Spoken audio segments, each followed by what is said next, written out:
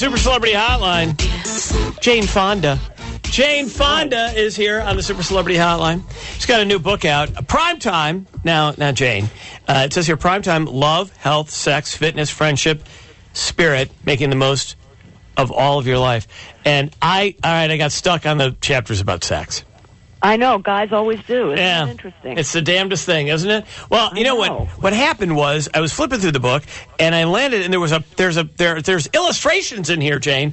Illustrations of the male and the female stuff, parts, genitalia.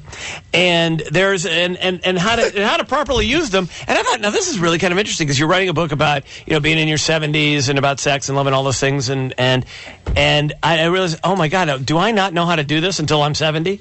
Is that true? Well, you see, things change. You may know how to do it when you're younger, but you do it differently when you're older. And one of the things that's different about this book is that it's so comprehensive. It really covers everything you need to know. A lot of people don't care about being sexually active when they're older.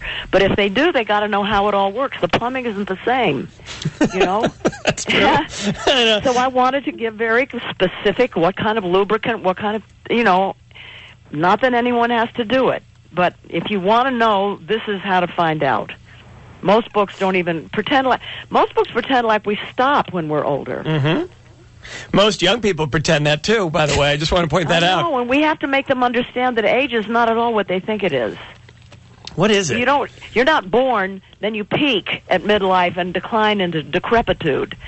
And all the this isn't just me, all the studies show you can get better as you get older. In terms of a sense of well-being and being at peace and not stressing. And yes, especially for women, having a better sex life if you choose to have one. And if you don't, fine. Well, Jane, I want to say this with all due and great respect for your great career and your own personal life, but I want you after reading this book. Well, you got good taste. Well, thank you very much. I like to think so. You're not alone. Yeah, I don't think he is. I'll be honest with you. It is interesting because you do cover all the bases here, everything from meditation to physical fitness and advice about how your diet has to change when you get older. And you talk about when you were on the verge of turning 60, I mean, you had a very clear picture of your life, sort of like the standard screenplay. There are 3 acts. Well, I didn't. But I wanted to. Mm-hmm. It's hard to know how to go where you're supposed to go in the future if you don't know where you've been in the past. And so I decided I had to figure out, what my past had been about. Who was I? Who am I? Independent of my parents. Who are my parents? Who are my grandparents? Is it their fault? Is it my fault? Most of us didn't have perfect parents, and we blame ourselves whether we know it or not. So it's good to go back and find out who they really were. It's very interesting. It changed my life. And you had obviously a very complicated relationship with your father. There's a wonderful photo. Most of us do. Yeah, exactly. It's nothing unique except for yours, obviously played out on Except such a. I did a movie about it. Exactly. But there's this Golden Pond. Yeah. And Henry was pretty good in that. I gotta say, not a bad little movie. But there's a photo of your father holding you when you were a baby, and you talk about looking at pictures of him and seeing like the love in his eyes, and you're still really coming to terms with a lot of that. Well, I've come to terms, but in around the age 50, as I said, when I did what I later found out is called doing a life review, and I write in my book Primetime how to do that and what that means. I learned by studying everything from photographs to family records to interviewing aunts and uncles and so forth, that I think he was able to show love when I was a little girl. When I got older, it was harder for him. But you begin to understand things that you didn't understand, and that allows you a freedom. You become freer.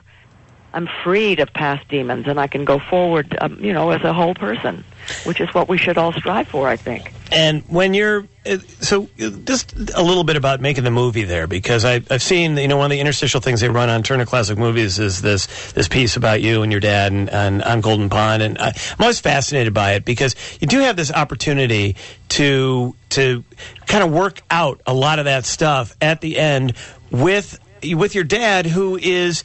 He's not just your dad on screen. He's just not another actor standing next to you in a scene or across the camera from you. He's really your dad. And do you think that he also had that moment with you as his daughter, and there was reconciliation for him at that point?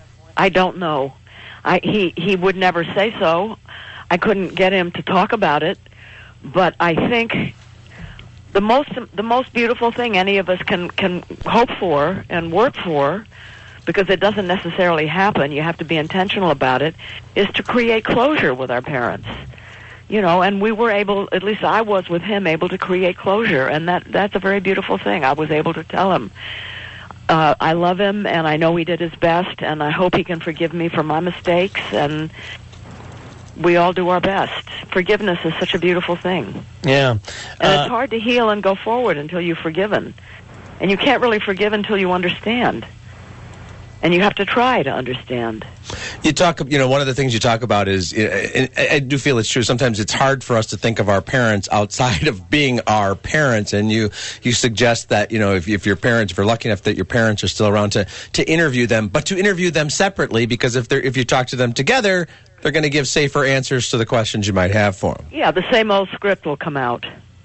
Right, it often does. Yeah, because you get into that point. I mean, now, and as a parent, now I want you look the other way, and there's actually you have a blog on the internet. That's where the blogs generally are, and you took pictures of you were in Chicago recently because your son. I had one of the best weeks of my life last week in Chicago with my grandchildren who flew alone for the first time, and my son Troy, who's making Boss there. Right, your son is a big has a major role in he plays the muckraking journalist on Boss, for those of you who watch the show. He's terrific in there, Jane. And it's a terrific show. I mean, it's an amazing... I love Chicago. Yeah, you wrote a love letter in two parts. I know, oh my God, I'd never spent time there in the summer.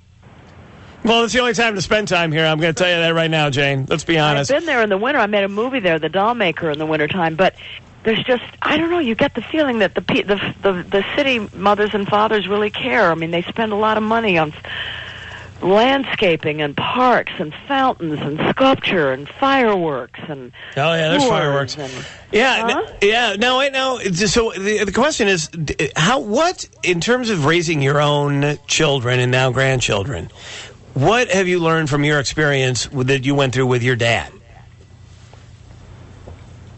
Okay, what I try to do differently is I try to be present in the moment with them.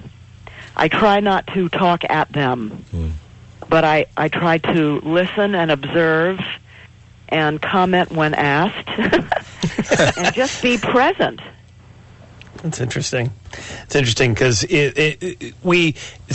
we change, and that's one of the things. Other than the sex, and I did take the sex out of the book. I'll be honest, I did. I can't help myself. But what do you mean you took the sex out of the book? Well, that's what I took from the book. I took I like the sex part. No, of the Jane, book. he literally did take the pages out. I had to get another copy for myself. I have the you books. Guys. I do. I have, but I do. It was an interesting thing because you see that.